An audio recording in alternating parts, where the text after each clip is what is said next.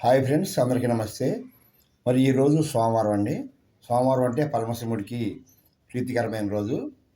ఈ సోమవారం ఆ పరమశివుడి రోజు కదా. పరమశివుడికి ఇష్టమైన పువ్వు ఏంటంటే జిల్లేడు పువ్వు.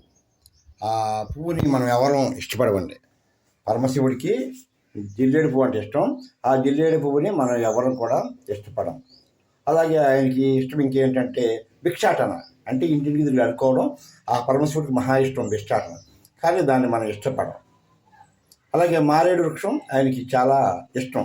మారేడు చెట్టు ఆ పరమశివుడు చాలా ఇష్టం. చూసారా పరమశివుడు నీళ్ళు ఎంత అద్భుతంగా ఉంటాయో. అలాగే మరి ఎవరు చేయని చోట స్నానం చేస్తాడు ఆయన. శ్మశానంలో కూడా ఉంటాడు. అది ఆ పరమశివుడి యొక్క గొప్పతనం. అలాగే పరమశివుడిని కూడా మనం ఆదర్శంగా తీసుకోవాలి. జిల్లేడు పువ్వు, అడుక్కోవడం, మారేడు వృక్షం, శ్మశానంలో ఉంటాడు ఆయన. అది ఆ పరమశివుడి యొక్క గొప్పతనం.